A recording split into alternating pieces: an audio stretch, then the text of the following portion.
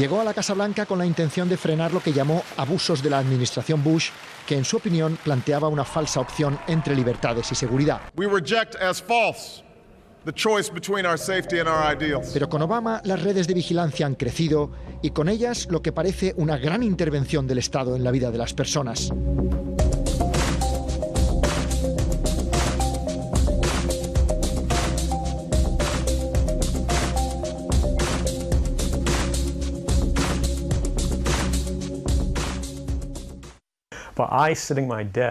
Desde mi ordenador yo podía pinchar cualquier comunicación, la tuya, la de un juez federal o incluso la del presidente, si tuviera su correo personal. Edward Snowden, 29 años, ex empleado de la Agencia de Seguridad Nacional, se ha convertido en uno de los hombres más buscados de Estados Unidos tras anunciar el lunes que fue él quien reveló al diario británico The Guardian y al estadounidense Washington Post la existencia de 2 programas de vigilancia secreta de las comunicaciones telefónicas y digitales de millones de usuarios.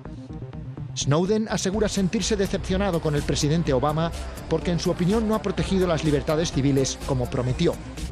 Dice que su amplio acceso a secretos oficiales le permitía ver cosas que el Estado no debería estar haciendo y decidió denunciarlo. No hace falta haber hecho nada mal, es suficiente con que de pronto sospechen de ti por algo, incluso una llamada equivocada, y ya pueden utilizar este sistema para retroceder en el tiempo y examinar cada decisión que has tomado, cada amigo con el que has hablado alguna vez de algo. El caso Snowden saltó el domingo por la noche y multiplicó el ruido que la administración Obama estaba intentando apagar tras otras revelaciones. Días antes, la agencia de noticias Associated Press había denunciado que el Departamento de Justicia llevaba al menos 2 meses pinchando sus teléfonos, en lo que consideraron una intrusión masiva y sin precedentes en un medio de comunicación. El fiscal general, Eric Holder, explicó entonces que habían tenido que usar métodos agresivos porque Associated Press había recibido una filtración muy grave que ponía en riesgo la seguridad nacional. Pero este caso recordó que la administración Obama es especialmente severa persiguiendo filtraciones. Ha procesado bajo la ley antiespionaje de la Primera Guerra Mundial a más informantes, 6 hasta ahora, que ningún gobierno antes en la historia de Estados Unidos, como recuerda Paul Brandus, uno de los periodistas que siguen al presidente en la Casa Blanca. Obama está convencido de que para las agencias de inteligencia es mucho más difícil hacer su trabajo y proteger a la gente con este tipo de filtraciones a los medios. La figura del whistleblower, literalmente el que toca el silbato, que podríamos traducir como informante, es clave en la democracia estadounidense. Suelen ser empleados públicos que, desde dentro, denuncian abusos, fraudes o corrupción del poder. Hay informantes muy sonados, como Daniel Ellsberg, que en el 69 filtró al diario New York Times los llamados papeles del Pentágono sobre la realidad de la guerra de Vietnam. O Mark Felt, entonces número 2 del FBI, que pasó a la historia como Garganta Profunda, que es como le conocían los 2 periodistas del Washington Post, a los que informaba en el caso Watergate, que terminó, como sabemos, con la presidencia de Richard Nixon. Olvide usted los mitos que envuelven a la Casa Blanca de una vez. Pocos días después de lo de Associated Press, el diario británico The Guardian reveló que el gobierno federal estaba interviniendo los teléfonos de millones de estadounidenses. Esa noticia provocó la primera y de momento última reacción del presidente Obama al respecto. Nadie está escuchando sus conversaciones telefónicas.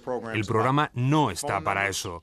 Se recogen datos sobre números y duración de las llamadas, pero no contenidos.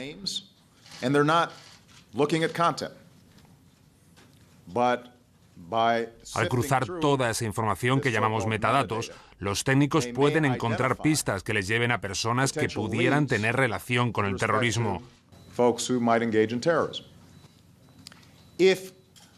Si esos técnicos quieren escuchar una llamada, tienen que solicitar el permiso del juez, como en cualquier otra investigación criminal. El presidente admitió que cuando llegó a la Casa Blanca era escéptico sobre la necesidad de estos programas de cibervigilancia, pero que le habían demostrado ser eficaces para evitar ataques terroristas.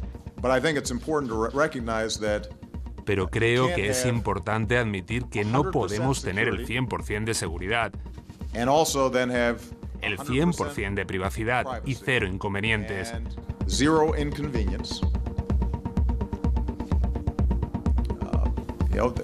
Como sociedad tenemos que elegir.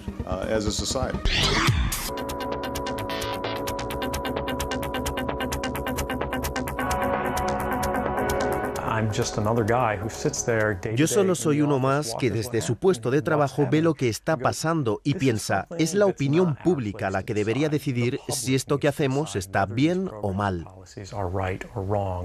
Edward Snowden asegura que no está en Hong Kong para huir de la justicia, sino para denunciar un delito. Él ha hecho un cálculo racional y decidió que era más importante que el público conociera lo que se hace en Estados Unidos, su maquinaria de espionaje y el efecto que eso pueda tener en el mundo, que continuar viviendo la vida confortable que tenía, ganando mucho dinero en Hawái, una vida estable y todas esas cosas. Se ha sacrificado sabiendo que iba a convertirse en el hombre más buscado del mundo, y el hecho de que eso esté ocurriendo no es una sorpresa para él. Lo que más temo es que ninguna de estas revelaciones despierte a la opinión pública, que siga creyendo que todo esto es normal. Cambiarán los gobiernos, pero seguirán hablando de seguridad nacional o crisis económicas para aumentar su autoridad y su poder, hasta que un día el gobierno se convierta en tiranía y el pueblo no pueda hacer ya nada.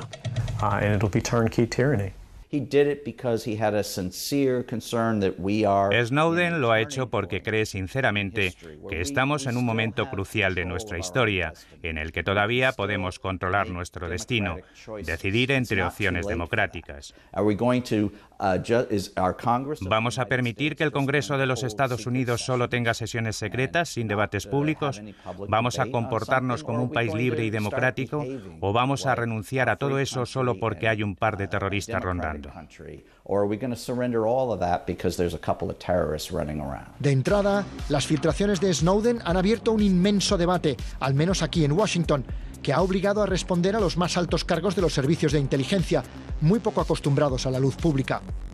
Es el caso del general Keith Alexander, director de la Agencia de Seguridad Nacional en la que trabajaba Snowden, que compareció ante el Congreso. Esta revelación ha hecho ya mucho daño y la consecuencia, en mi opinión, es que nuestra seguridad está en riesgo. No tengo ninguna duda de que hemos perdido capacidad como consecuencia de todo esto. No solo Estados Unidos, tampoco nuestros aliados van a estar tan seguros como hace 2 semanas. El general Alexander aseguró que los programas de vigilancia han evitado docenas de potenciales ataques terroristas dentro y fuera de Estados Unidos y que un cierto nivel de secreto es imprescindible. Quiero que los estadounidenses sepan que intentamos ser transparentes, proteger nuestras libertades civiles y nuestra privacidad, pero también la seguridad de nuestro país. Este espionaje puede existir, pero vamos a empezar por la base. Todas las operadoras y todos los proveedores de todas las empresas de servicios de Internet están obligados por ley a guardar nuestros datos, ¿vale? Y estos datos pueden ser requeridos por las fuerzas del Estado en cualquier momento, pues para una investigación, etcétera, etcétera. Entonces, por un lado, estamos siendo espiados por estas compañías, y un espionaje tan feroz como el de Estados Unidos, a día de hoy no hay constancia que exista en España. Sí que es cierto que estamos constantemente siendo observados. Los teléfonos móviles guardan nuestra posición, los buscadores guardan las búsquedas que hacemos en Internet, todo el mundo, las redes sociales facilitan nuestras fotos, etcétera. Entonces, estamos siendo observados seguro. ¿Y qué dice la opinión pública de todo esto? Pues hasta ahora no parece que los estadounidenses estén muy preocupados por estas revelaciones. El 56% consideran aceptable la vigilancia de millones de teléfonos para interceptar posibles amenazas, algo inaceptable para el 41%. Y a la pregunta, ¿cree que el gobierno debe investigar posibles amenazas incluso invadiendo su privacidad?, el 62% responde que sí y el 34% que no, en una encuesta del Centro de Investigación Pew y el diario Washington Post. Aún así, en Estados Unidos crecen las voces que acusan al gobierno de centrar la atención y los ataques sobre el informante, sobre Snowden, en lo que consideran una maniobra de distracción. Es muy común en estos casos disparar contra el mensajero, convertirle en el problema. Por eso vemos noticias sobre su presunto narcisismo. Si abandonó la escuela, si se ausentaba mucho de su casa, le acusan de espía. Incluso acusan al periodista Greenwald de espiar para China. Son acusaciones absurdas, pero buscan distraer la atención de la historia real. Según sus defensores, la verdadera historia son los programas de cibervigilancia masiva que Snowden ha desvelado.